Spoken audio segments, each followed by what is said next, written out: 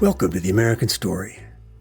Stories about all the things that make America the country we know and love.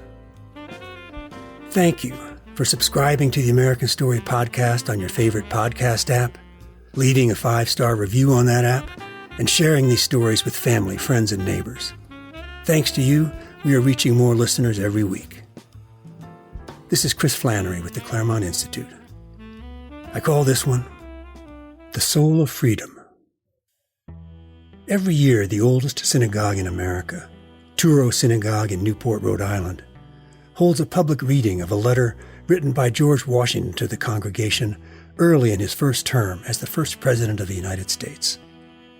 The letter ranks high among the documents affirming and defining the unprecedented American experiment in religious freedom. As John Adams said, the real American Revolution took place in the minds and hearts of Americans. It was a revolution of ideas. The idea of religious liberty, that all men by nature possess the right to worship God according to the dictates of their own consciences, might be called the soul of that revolution.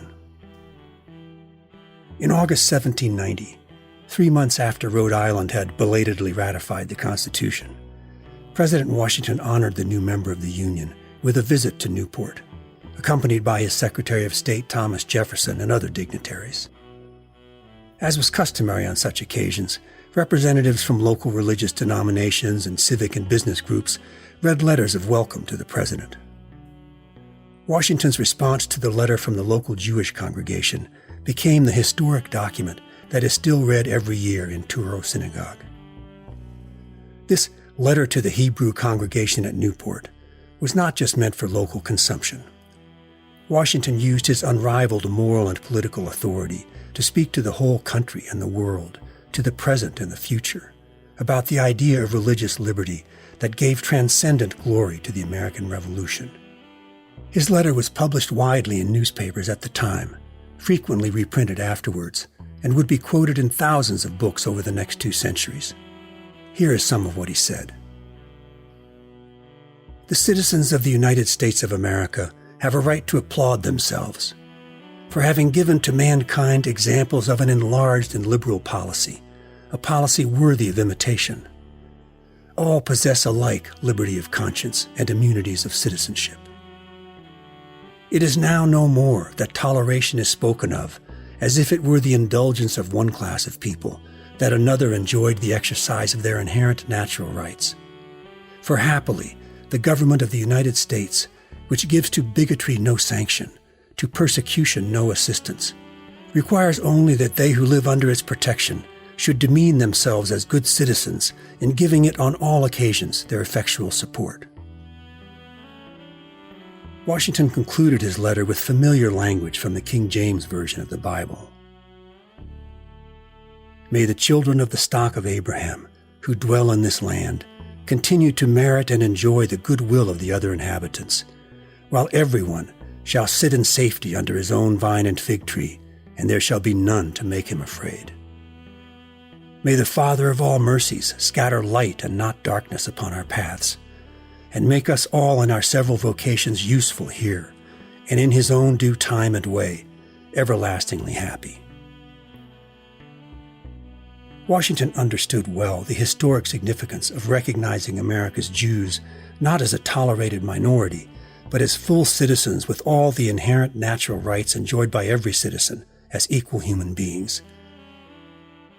This recognition, coming over the signature of the great George Washington, father of his country and first president, was an epochal milestone in the American Revolution in religious and political freedom. Just a few years before, the Virginia General Assembly had passed into law the Virginia Statute for Religious Freedom, drafted by Thomas Jefferson and considered by him to be an accomplishment ranking with his authorship of the Declaration of Independence. A little more than a year after Washington wrote his letter, the first 10 amendments to the Constitution were ratified, becoming what we know as our Bill of Rights. The First Amendment, of course, begins, "Congress shall make no law respecting an establishment of religion, or prohibiting the free exercise thereof." In the decades after 1790, the idea of religious liberty continued to make its way into the minds of Americans and the laws and institutions of the states. The effects of these developments were noted not quite a half-century later by that great observer of American realities, the Frenchman Alexis de Tocqueville.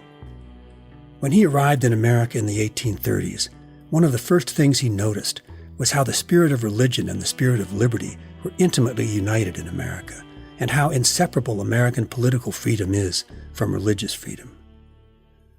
Only a few years after Tocqueville's visit, the 28-year-old Abraham Lincoln summed up the great legacy of freedom bequeathed by our fathers to their posterity. "We now find ourselves," he said, "under the government of a system of political institutions conducing more essentially to the ends of civil and religious liberty than any of which the history of former times tells us. Our great task and great honor," Lincoln said, "must be to perpetuate this inheritance of freedom." The central idea of the American Revolution, as proclaimed in the Virginia Statute for Religious Freedom, is that Almighty God hath created the mind free. Only because the human mind is free to grasp the truth that all men are created equal can the just powers of government be derived from the consent of the governed. And only under a government acknowledging and respecting this freedom of the mind to be determined by the truth can citizens, worshiping as their consciences dictate, do their duty to God.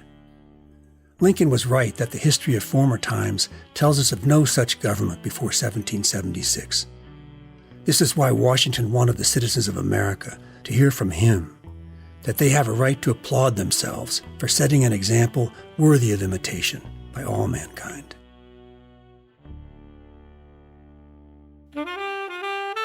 Thanks for being part of the American Story. This is Chris Flannery with the Claremont Institute. I encourage you to visit our website, theamericanstorypodcast.org, to learn more about these stories and how you might support them. That's theamericanstorypodcast.org.